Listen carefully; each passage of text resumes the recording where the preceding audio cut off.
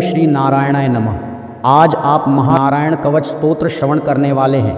कहा जाता है कि जब कष्ट, भय, विघ्न, संकट ज्यादा बढ़ जाए तब भगवान नारायण जी का कवच पाठ करें या श्रवण करें, जीवन के सभी कष्ट मिट जाएंगे। भगवान श्री हरि का यह कवच पाठ आज हमने 5 बार श्रवण के लिए उपलब्ध कराया है। यह कवच शत्रु बाधा, प्रेत बाधा, तंत्र बाधा, नकारात्मक शक्ति, ग्रह बाधा और रोग बाधा का निवारक माना जाता है। यह कवच हर दिशा और हर जगह पर आपकी सुरक्षा करता है। एक बार कवच पाठ और श्रवण से हर तरह का भय नष्ट हो जाता है। नारायण भगवान का ध्यान करें और कवच पूरा श्रवण करें। ओम नमो नारायणाय नमः। नारायण कवचम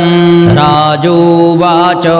यया गुप्तः सहस्राक्षः सवाहान् रिपुसैनिकान् क्रीडन्निव विनिर्जित त्रिलोक्या बुभुजे श्रियं भगवंस्तन्ममाख्याहि नारायणात्मकं यथा ततायिनः शत्रुहेन गुप्तो जयन्मृधे। श्रीशुक उवाच व्रतः पुरोहितस्त्राष्ट्रो महेन्द्रायानुप्रक्षते नारायणाख्यं वरमाह तदिहैकमनाः शृणु। विश्वरूप उवाच धौताङ्घ्रिपाणिराचम्य पवित्र उदङ्मुखः कृतस्वाङ्करन्यासो मन्त्राभ्यां भाग्यतः शुचिः नारायणमयं वरम सन्नहोद्भय आगते देवभूतात्मकर्मेभ्यो नारायणमयः पुमान् पादयोर्जानुनोरुरवो उदरेर्हृदथोरसि मुखे शिरस्यानुपूर्व्या ओङ्कारादीन् विन्यसे। ॐ नमो नारायणायेति विपर्ययमथापि वा करन्यासं ततः कुर्यात् द्वादशाक्षरविद्यया प्रणवादियकारान्त मङ्गुल्यङ्गुष्ठपरवसु न्यसेदहृदय ओङ्कारं विकारमनुमूर्धनि सकारं तु भ्रुवोर्मध्ये ळकारं शिखया न्यसेकारं नेत्रयोर्युञ्जानकारं सर्वसन्धिषु मकारमास्त्रमुद्दिश्य मन्त्रमूर्तिर्भवेद्बुधः सविसर्गं फलन्तं तत्सर्वदिक्षु विनिर्दिशे। ॐ विष्णवे नमः इत्यात्मानं परं ध्याये ध्येयं षट्शक्तिभिर्युतं विद्या तेजस्तपोमूर्तिमिमं मन्त्रमुदाहरे। ॐ हरिर्विदध्यान् मम सर्वरक्षां न्यस्ताङ्घ्रिपद्मः पतगेन्द्रपृष्ठे दरारिचरमासि गदेषु चाप पाशान् दधानोष्टगुणोष्टबाहुः जलेषु मां रक्षतु मत्स्यमूर्ति यादो गणेभ्यो वरुणस्य पाशातलेषु माया वटुवामनोऽभ्या त्रिविक्रमः खेवतु विश्वरूपः दुर्गेष्वटव्याजिमुखादिषु प्रभु वायन्द्रसिंहो सुरयूथपारि विमुञ्चतो यस्य महाट्टहासं दिशो विनेदुर्न्यपतंस्य गर्भाः रक्षत्वसौ माध्वनि यज्ञकल्पः त्वदंष्टयोन्नीतधरो वराह रामोद्रिकूटेष्वथ विप्रवासे सलक्ष्मणोऽव्याद्भरताग्रजोऽस्मान् मामुग्रधर्मादखिलात् प्रमादान् नारायणः पातु नरश्च हासा दत्तस्त्वयोगादतयोगनाथः पायाद्गुणेशः कपिलः कर्मबन्धा सनत्कुमारो वतु कामदेवा दयाननो मां पतिदेवहेलनात् देवर्षिवर्यः पुरुषार्चनान्तरात् ऊर्मो हरिरमा निर्यादधीसा धन्वन्तरिर्भगवान् पात्वपत् पाथ्या द्वन्द्वात् भयाद्रशभो निर्जितात्मा यज्ञस्य लोकाद्दवतात् जनान्तात् बलोद्गणात् क्रोधवशादहीन्द्रः द्वैपायनो भगवान् प्रबोधात् बुद्धस्तुपाखण्डगणात् प्रमादात् कल्किः कले कालमलात् प्रपातु धर्मावनायोरुकृतावतारः मां केशवो गदया प्रातरभ्य गोविन्दया शङ्गभमात्तवेणु नारायणः प्राहण उदात्त शक्तिर्मध्यदिने विष्णुररिन्द्रपाणिः देवोपराह्ने मधुहोग्रधन्वा सायं त्रिधामावतु माधवो मां दोषे ऋषिकेश उतार्धरात्रे निशीथैकोवतु पद्मनाभः श्रीवत्सधामा पररात्र ईशः प्रत्युष ईशोऽसिधरो जनार्दनः दामोदरोऽव्यादनुसन्ध्यं प्रभातो विश्वेश्वरो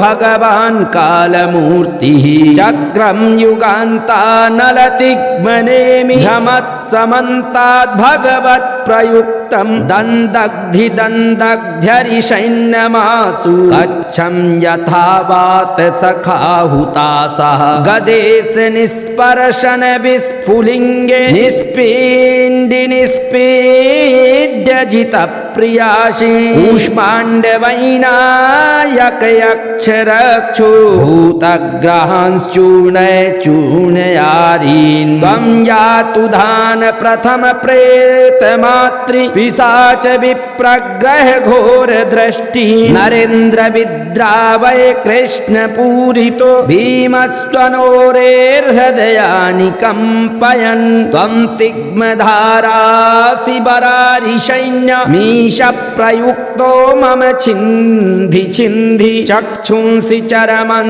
सतचन्द्रछादय द्विषामरो घोडां हर पाप चक्षुषां यन्यो भयं ग्रहेभ्यो भूकेतिभ्यो हृन्रभ्य एव च सरीसृपेभ्यो दंष्ट्रिभ्यो भूतेभ्यो होम्य एव च शरवण्येतानि भगवान् नाम रूपास्त्र कीर्तना प्रयान्तु संक्षयं सद्यो येनः श्रेयः प्रतीपकाः गरुडो भगवान् स्तोत्र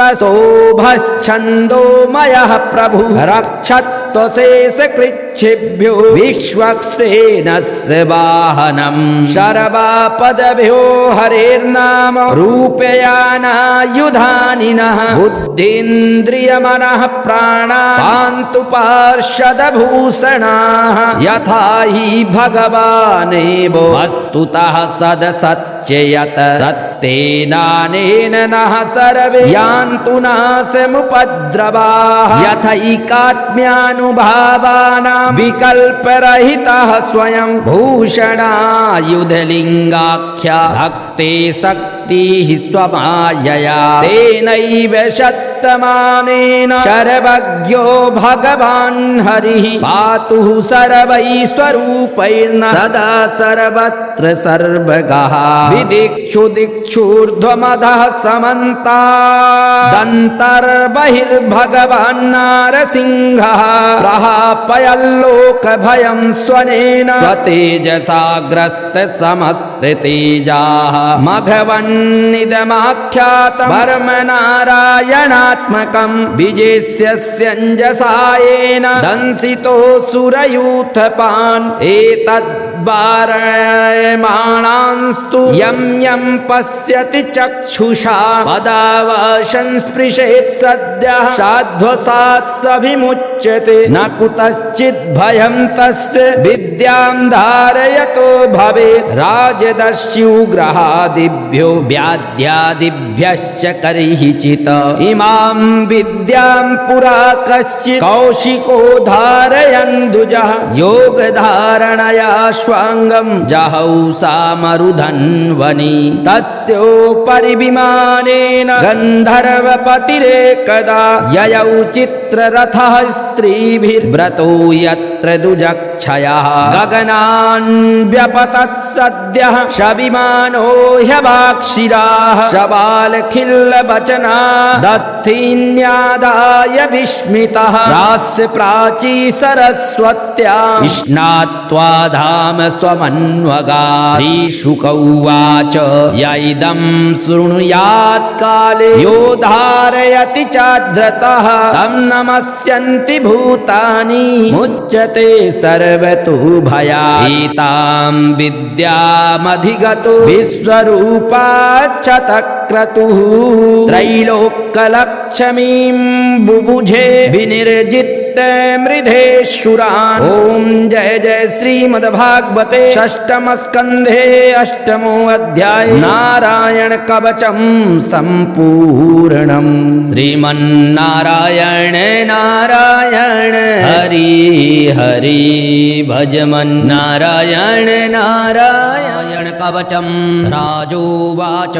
यया गुप्तः सहस्राक्षः सवाहान् रिपुसैनिकान् क्रीडन्निव विनिर्जित त्रिलोक्या बुभुजे श्रियं भगवंस्तन्ममाख्याहि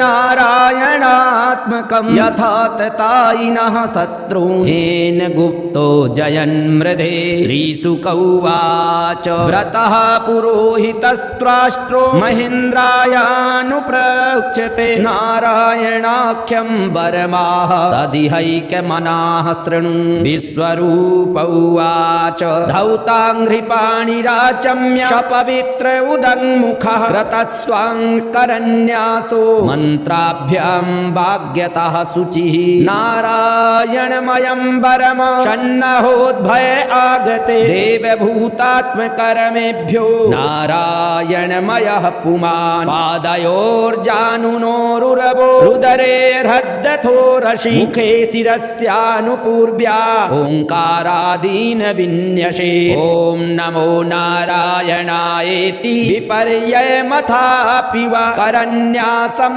ततः कुर्यात् द्वादशाक्षर विद्यया प्रणवादियकारान्त मङ्गुल्यङ्गुष्ठपरवसु न्यसेद हृदय ओङ्कारं विकारमनुमूर्धनि सकारं तु भ्रुवोर्मध्ये ळकारं शिखया न्यसे वेकारं नेत्रयोर्युञ्जानकारं सर्वसन्धिषु मकारमास्त्रमुद्दिश्य मन्त्रमूर्तिर्भवेद्बुधः शविसर्गं फलन्तं तत्सर्वदिक्षु विनिर्दिशे। ॐ विष्णवे नमः इत्यात्मानं परं ध्याये ध्येयं षट्शक्तिभिर्युतं विद्या तेजस्तपोमूर्तिमिमं मन्त्रमुदाहरे। ॐ हरिर्विदध्यान् मम सर्वरक्षां न्यस्ताङ्घ्रिपदमः पतकेन्द्रपृष्ठे दरारि चरमासि गदेषु चाप आसान्दधानोष्टगुणोष्टबाहुः जलेषु मां रक्षतु मत्स्यमूर्ति यादो गणेभ्यो वरुणस्य पाशातलेषु माया बटुवामनोऽव्याधिविक्रमः खेवतु विश्वरूपः दुर्गेष्वटव्याजिमुखादिषु प्रभु पायन्द्रसिंहो सुरयूथपारि विमुञ्चतो यस्य महाट्टहासं दिशो विनेदुर्न्यपतंस्य गर्भाः रक्षत्वसौमाध्वनियज्ञकल्पः त्वदंष्टयोन्नीतधरो वराः रामोद्रिकूटे स्वथ विप्रवासे सलक्ष्मणोऽव्याद्भरताग्रजोऽस्मान् मामुग्रधर्मादखिलात् प्रमादान् नारायणः पातु नरश्च हासा दत्तस्त्वयोगादतयोगनाथ पायाद्गुणेशः कपिलः कर्मबन्धा सनत्कुमारो वतु कामदेवा दयाननो मां पतिदेवहेलना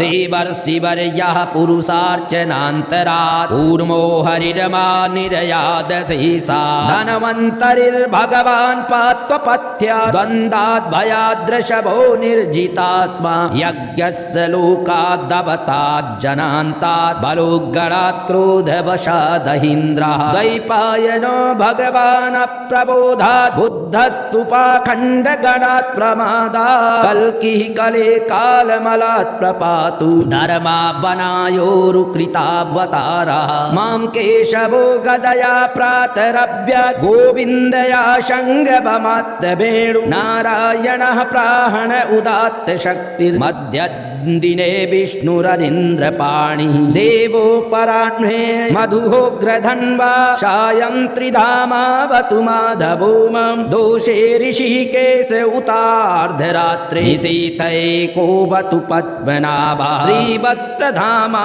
पररात्र ईशः प्रत्युष ईशोऽसिधरो जनार्दनः दामोदरोऽव्यादनुसन्ध्यं प्रभातो विश्वेश्वरो भगवान् कालमूर्तिः चक्रं युगान्तानलतिग्मनेमि भ्रमत्समन्ताद् भगवत्प्रयुक्तं दन्दग्धिदन्दग्ध्यरिषैन्यमासु कच्छं यथा वात सखाहुतासः गदेश निस्पर्शन विस्फुलिङ्गे निष्पीण्डि निष्पीड्यजितप्रियासि कूष्माण्डवैनायकयक्षरक्षो भूतग्रहांश्चूर्णय चूर्णयारीन् त्वं यातु धान प्रथम प्रेतमातृ पिशाच विप्रग्रह घोर दृष्टि नरेन्द्र विद्रावय कृष्ण पूरितो भीमस्वनोरेर्हृदयानि कंपयन् त्वं तिग्मधारासि बरारिसैन्य मीश प्रयुक्तो मम छिन्धि छिन्धि चक्षुंसि चरमं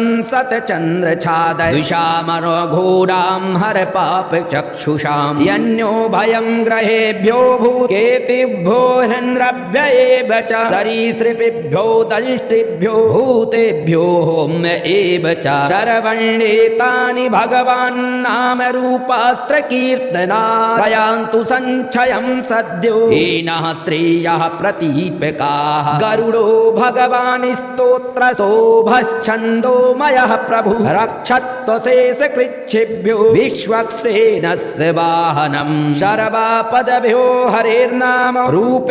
रूपयानायुधानिनः बुद्धीन्द्रियमनः प्राणा पान्तु पार्षदभूषणाः यथा हि भगवानेव वस्तुतः सदसत्ययत सत्तेनानेन नः सर्वे यान्तु नाशमुपद्रवाः यथैकात्म्यानुभावानां विकल्परहितः स्वयं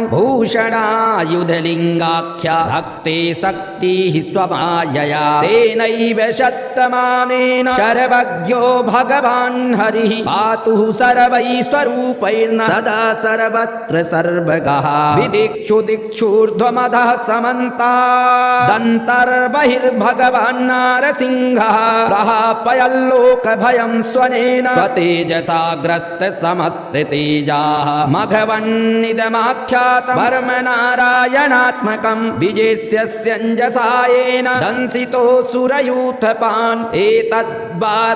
एतद्वारयमाणांस्तु यं यं पश्यति चक्षुषा पदावशं स्पृशेत् सद्यः साध्वसात् सभिमुच्यते न कुतश्चित् भयं तस्य विद्यां धारयतो भवेत् राजदस्युग्रहादिभ्यो व्याध्यादिभ्यश्च कर्हिचित् इमां विद्यां पुरा कश्चित् कौशिको धारयन्दुजः योगधारणया स्वाङ्गं जहौ सामरुधन्वनि तस्योपरि विमानेन गन्धर्वपतिरेकदा ययौ चित्ररथः स्त्रीभिर्व्रतो यत्र दुजक्षयः गगनान् व्यपतत् सद्यः शविमानो ह्यवाक्षिराः शबालखिल्लवचना दस्थीन्यादाय विस्मितः प्रास्य प्राची सरस्वत्यां स्नात्वा धाम स्वमन्वगा श्रीशुक उवाच यैदं शृणुयात् काले यो धारयति चाद्रतः तं नमस्यन्ति भूतानि मुच्यते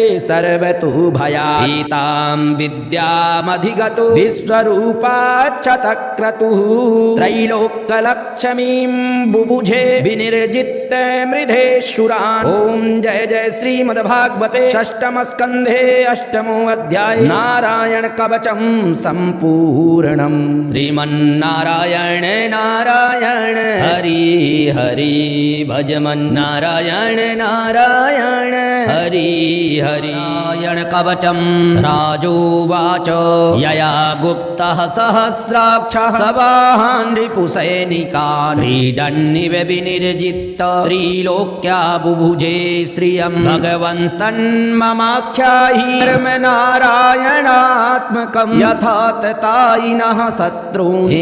गुप्तो जयन् मृधे श्रीशुक उवाच व्रतः पुरोहितस्त्वाष्ट्रो महेन्द्रायानुप्रक्षते नारायणाख्यं वरमाह तदिहैकमनाः शृणु विश्वरूप उवाच धौताङ्घ्रिपाणिराचम्य शपवित्र उदङ्मुखः कृतस्वाङ्करन्यासो मन्त्राभ्यां भाग्यतः शुचिः नारायणमयं वरम षण्णहोद्भय आगते देवभूतात्मकर्मेभ्यो नारायणमयः पुमान् पादयोर्जानुनोरुरवो रुदरेर्हृदथो रशि मुखे शिरस्यानुपूर्व्या ओङ्कारादीन् विन्यसे ॐ नमो नारायणायेति विपर्ययमथापि वा करन्यासं ततः कुर्यात्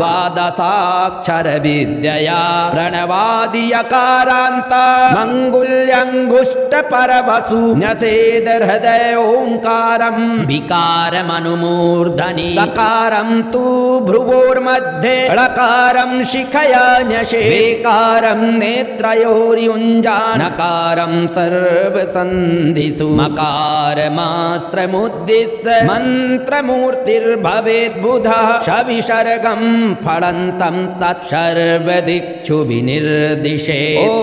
विष्णवे नमः इत्यात्मानं परं ध्याये ध्येयं षट्शक्तिभिर्युतं विद्या तेजस्तपो मूर्तिमिमं मन्त्रमुदाहरे ॐ हरिर्विदध्यान् मम सर्वरक्षां न्यस्ताङ्घ्रिपदमः पतकेन्द्रपृष्ठे दरारिचरमासि गदेषु चाप आसान्दधानोष्टगुणोष्टबाहुः जलेषु मां रक्षतु मत्समूर्ति यादो गणेभ्यो वरुणस्य पाशात् तलेषु माया वटुवामनोऽव्याधिविक्रमः खेवतु विश्वरूपः दुर्गेष्वटव्याजिमुखादिषु प्रभु पायन्द्रसिंहो सुरयूथपारि विमुञ्चतो यस्य महाट्टहासं दिशो विनेदुर्न्यपतंश्च गर्भा रक्षत्वसौ माध्वनि यज्ञकल्पः त्वदंष्टयोन्नीतधरो वराः रामोद्रिकूटे स्वथ विप्रवासे सलक्ष्मणोऽव्याद्भरताग्रजोऽस्मान् मामुग्रधर्मादखिलात् प्रमादान् नारायणः पातु नरश्च हासा दत्तस्त्वयोगादतयोगनाथ पायाद्गुणेशः कपिलः कर्मबन्धा सनत्कुमारो वतु कामदेवा दयाननो मां पतिदेवहेलनात् देवर्षिवर्यः पुरुषार्चनान्तरात् ऊर्मो हरिरमा निरयादधीसा धनवन्तरिर्भगवान् पात्वपथ्या द्वन्द्वाद्भयाद्रशभो निर्जितात्मा यज्ञस्य लोकाद्दवताज्जनान्तात् बलोग्गणात् क्रोधवशादहीन्द्रः द्वैपायनो भगवान् प्रबोधात् बुद्धस्तु पाखण्डगणात् प्रमादात् कल्किः कले कालमलात् प्रपातु धर्मावनायोरुकृतावतारः मां केशवो गदया प्रातरभ्य गोविन्दया शङ्गभमात्तवेणु नारायणः प्राहण उदात्त शक्तिर्मध्यदिने विष्णुरनिन्द्रपाणिः देवो पराह्णे मधुहोग्रधन्वा सायं त्रिधामावतु माधवो मां दोषे ऋषिकेश उतार्धरात्रे शीतैकोवतु पद्मनाभः श्रीवत्सधामा पररात्र ईशः प्रत्युष ईशोऽसिधरो जनार्दनः दामोदरोऽव्यादनुसन्ध्यं प्रभातो विश्वेश्वरो भगवान् कालमूर्तिः चक्रं युगान्तानलतिग्मनेमि भ्रमत्समन्ताद् भगवत्प्रयुक्तं दन्दग्धिदन्दग्ध्यरिषैन्यमासु कच्छं यथा वात सखाहुतासः गदेश निस्पर्शन विस्फुलिङ्गे निष्पीण्डि निष्पीड्यजितप्रियासि कूष्माण्डवैनायकयक्षरक्षो भूतग्रहांश्चूर्णय चूर्णयारीन् त्वं यातु धान प्रथम प्रेतमातृ पिशाच विप्रग्रह घोर दृष्टि नरेन्द्र विद्रावय कृष्ण पूरितो भीमस्वनोरेर्हृदयानि कंपयन् त्वं तिग्मधारासि बरारिशैन्य मीश प्रयुक्तो मम छिन्धि छिन्धि चक्षुंसि चरमं सतचन्द्रछादय द्विषामरो घोरां हर पाप चक्षुषां यन्यो भयं ग्रहेभ्यो भूकेतिभ्यो हृन्रभ्य एव च सरीसृपेभ्यो दंष्टिभ्यो भूतेभ्यो होम्य एव च शरवण्येतानि भगवान् नाम रूपास्त्र कीर्तना प्रयान्तु संक्षयं सद्यो येनः श्रेयः प्रतीपकाः गरुडो भगवान् स्तोत्र शोभश्छन्दोमयः प्रभु रक्षत्वशेष कृच्छेभ्यो विश्वक्सेनस्य वाहनं शर्वापदभ्यो हरेर्नाम रूपयानायुधानिनः बुद्धीन्द्रियमनः प्राणा पान्तु पार्षदभूषणाः यथा हि भगवानेव वस्तुतः सदसत्ययत सत्तेनानेन नः सर्वे यान्तु नाशमुपद्रवाः यथैकात्म्यानुभावानां विकल्परहितः स्वयं भूषणायुधलिङ्गाख्या भक्ते शक्तिः स्वमायया तेनैव शतमानेन सर्वज्ञो भगवान् हरिः पातु सर्वैश्वरूपैर्न सदा सर्वत्र सर्वगः विदिक्षु दिक्षूर्ध्वमधः समन्तादन्तर्बहिर्भगवान् नारसिंहः प्रहापयल्लोकभयं स्वनेन स्वतेजसाग्रस्त समस्ततेजाः मघवन्निदमाख्यातं वर्म नारायणात्मकं विजेष्यस्यञ्जसायेन दंसितो सुरयूथपान् एतद्वारयमाणांस्तु यं यं पश्यति चक्षुषा पदावशं स्पृशेत् सद्यः साध्वसात् सभिमुच्यते न कुतश्चित् भयं तस्य विद्यां धारयतो भवेत् राजदस्युग्रहादिभ्यो व्याध्यादिभ्यश्च करिहिचित् इमां विद्यां पुरा कश्चित् कौशिको धारयन्दुजः योगधारणया स्वाङ्गं जहौ सामरुधन्वनि तस्योपरि विमानेन गन्धर्वपतिरेकदा ययौ चित्ररथः स्त्रीभिर्व्रतो यत्र दुजक्षयः गगनान् व्यपतत् सद्यः शविमानो ह्यवाक्षिराः शबालखिल्लवचना दस्थीन्यादाय विस्मितः प्रास्य प्राची सरस्वत्या स्नात्वा धाम स्वमन्वगा श्रीशुक उवाच य इदं शृणुयात् काले यो धारयति चाद्रतः तं नमस्यन्ति भूतानि मुच्यते सर्वतो भयात् एतां विद्यामधिगतो विश्वरूपाच्छतक्रतुः त्रैलोक्यलक्ष्मीं बुभुजे विनिर्जित्य मृधेशुरान् ॐ जय जय श्रीमद्भागवते षष्ठमस्कन्धे अष्टमो अध्याय नारायण कवचं सम्पूर्णम् श्रीमन्नारायण नारायण हरि हरि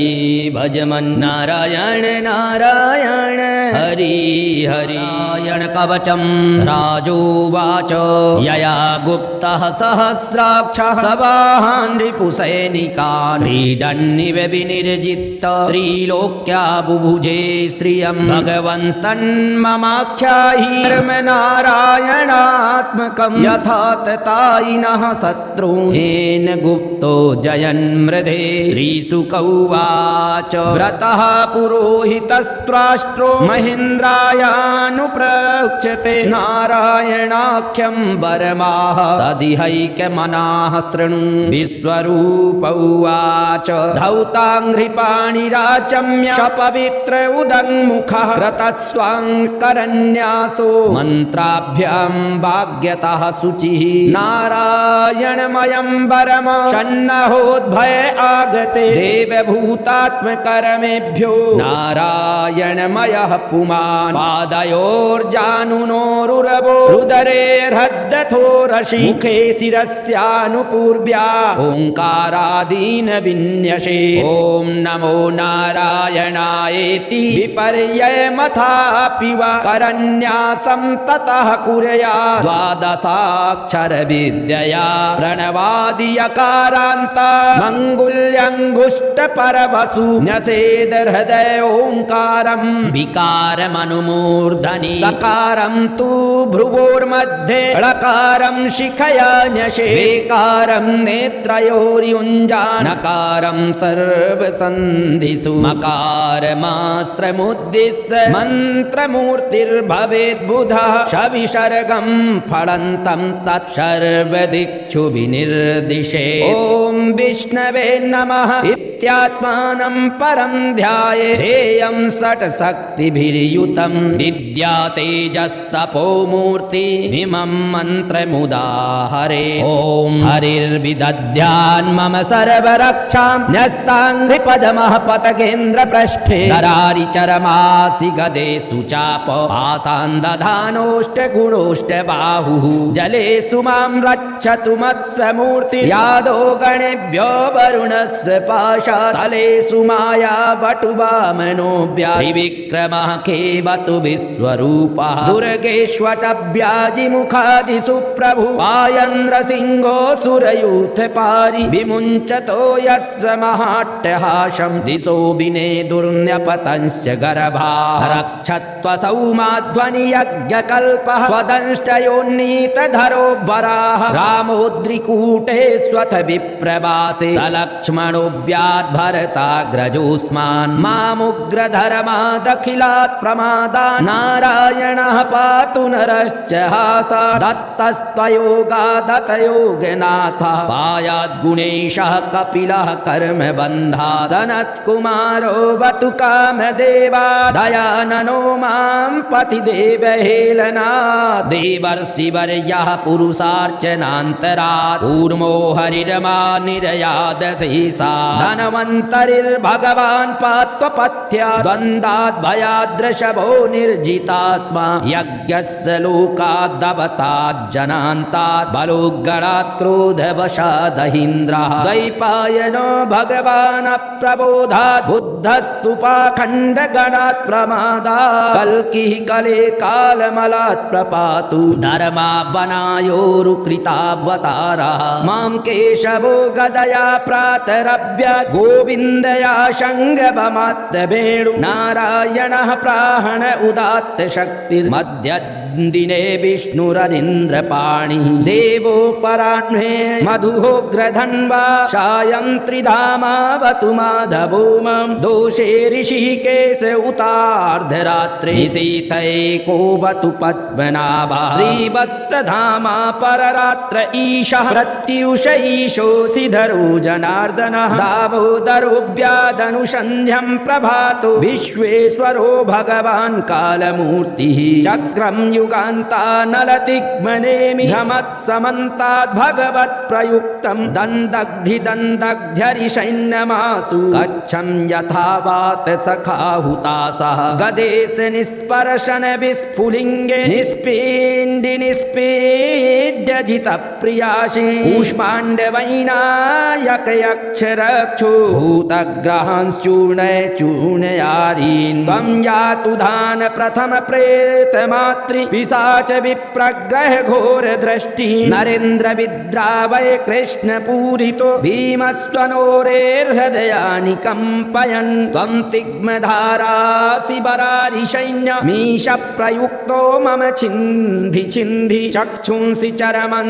सतचन्द्रछादय द्विषामरघोरां हर पाप चक्षुषां यन्यो भयं ग्रहेभ्यो भूकेतिभ्यो हृन्रभ्य एव च सरीसृपेभ्यो दंष्टिभ्यो भूतेभ्यो होम्य एव च शरवण्येतानि भगवान् नाम रूपास्त्र कीर्तना प्रयान्तु संचयं सद्यो येनः श्रेयः प्रतीपकाः गरुडो भगवान् स्तोत्र शोभश्छन्दोमयः प्रभु रक्षत्वशेषकृच्छिभ्यो विश्वक्सेनस्य वाहनं शर्वापदभ्यो हरेर्नाम रूपयानायुधानिनः बुद्धीन्द्रियमनः प्राणा पान्तु पार्षदभूषणाः यथा हि भगवानेव वस्तुतः सदसत्ययत सत्तेनानेन नः सर्वे यान्तु नाशमुपद्रवाः यथैकात्म्यानुभावानां विकल्परहितः स्वयं भूषणायुधलिङ्गाख्या भक्ते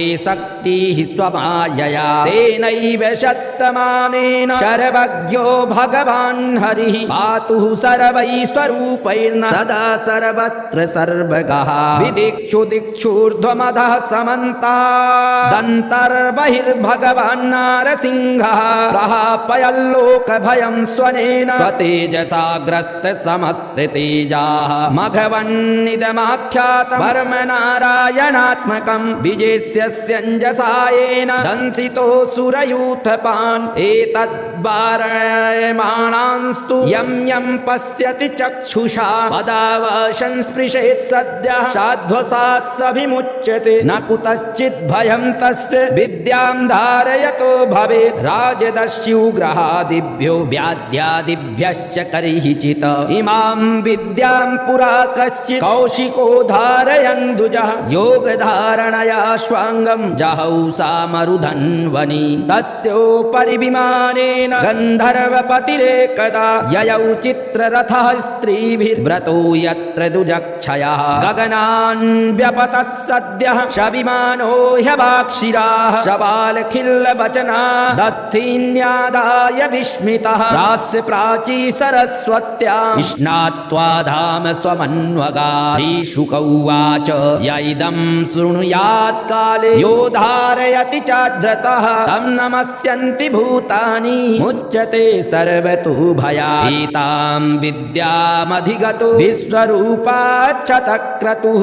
त्रैलोक्यलक्ष्मीं बुभुजे विनिर्जित्य मृधेशुरान् ॐ जय जय श्रीमद्भागवते षष्ठमस्कन्धे अष्टमो अध्याय नारायण कवचं सम्पूर्णम् श्रीमन्नारायण नारायण हरि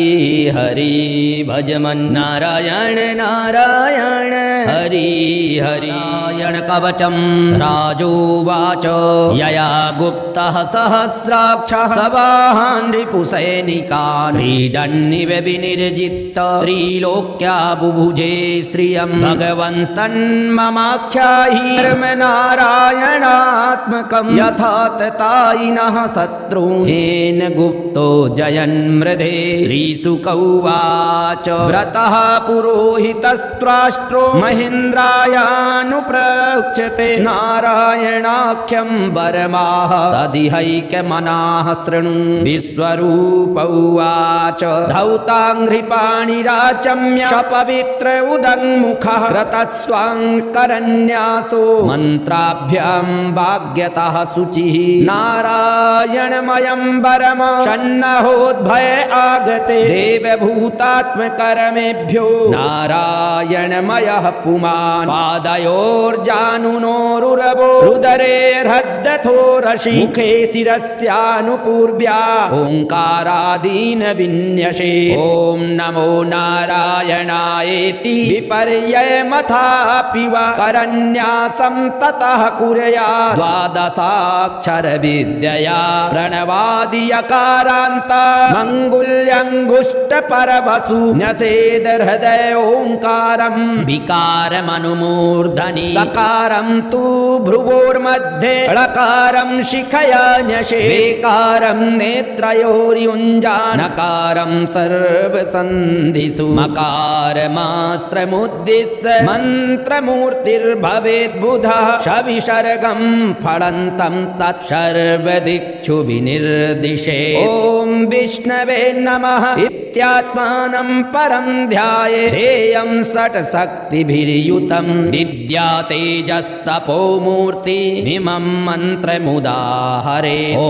हरिर्विदध्यान्मम सर्वरक्षां न्यस्ताङ्घ्रिपदमः पतगेन्द्रपृष्ठे दरारि चरमासि गदेषु चाप पासान् दधानोऽष्टगुणोऽष्टबाहुः जलेषु मां रक्षतु मत्समूर्ति यादो गणेभ्यो वरुणस्य पाशात् तलेषु माया वटुवामनोऽभ्या त्रिविक्रमः खेवतु विश्वरूपः दुर्गेष्वटव्याजिमुखादिषु प्रभु पायन्द्रसिंहो सुरयूथपारि विमुञ्चतो यस्य महाट्टहासं दिशो विनेदुर्न्यपतंश्च गर्भाः रक्षत्वसौ माध्वनि यज्ञकल्पः त्वदंष्टयोन्नीतधरो वराः रामोद्रिकूटेष्वथ विप्रवासे सलक्ष्मणोऽव्याद्भरताग्रजोऽस्मान् मामुग्रधर्मादखिलात् प्रमादान् नारायणः पातु नरश्च हासा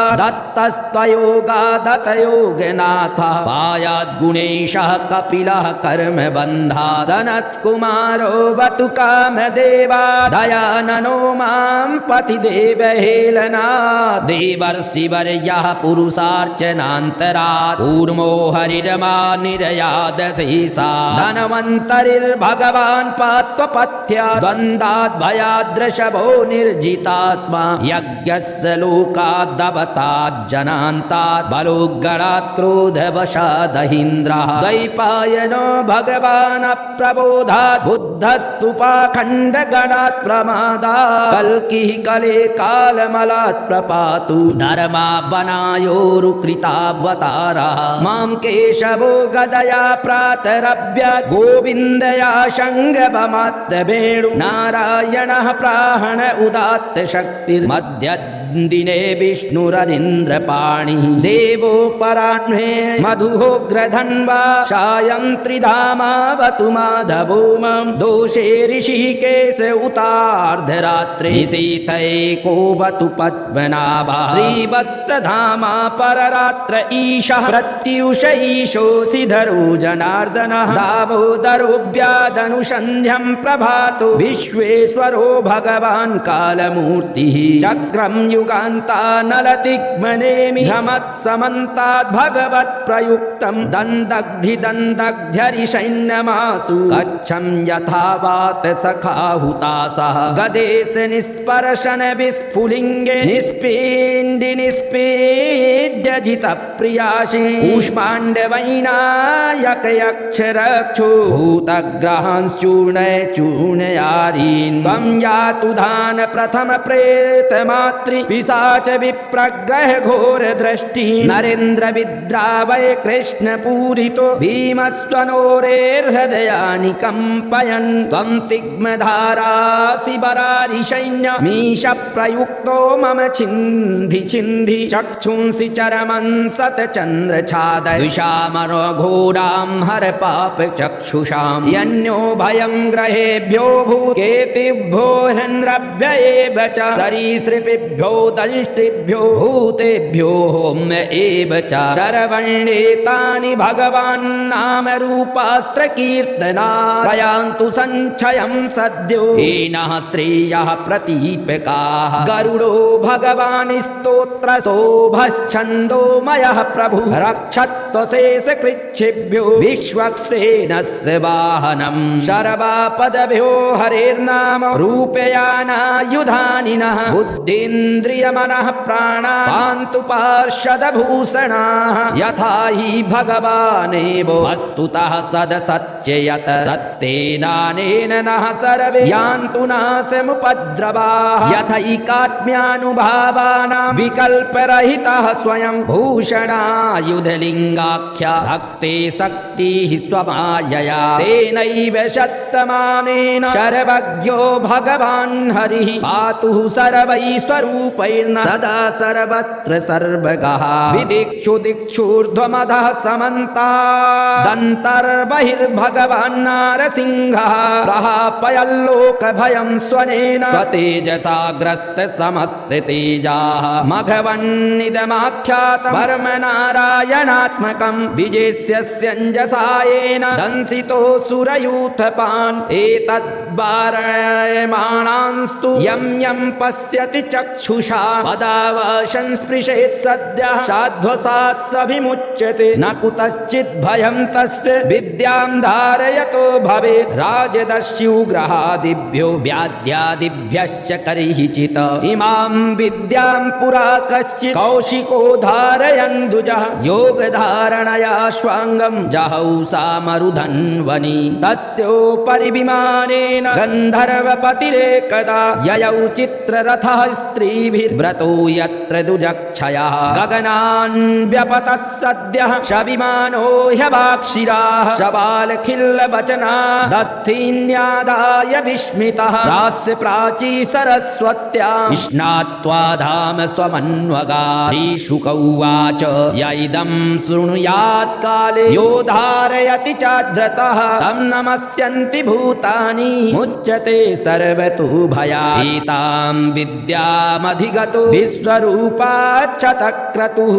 त्रैलोक्यलक्ष्मीं बुभुजे विनिर्जित्य मृधेशुरान् ॐ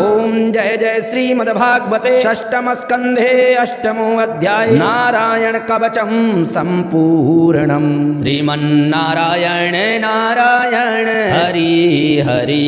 भजमन् नारायण नारायण हरि हरि।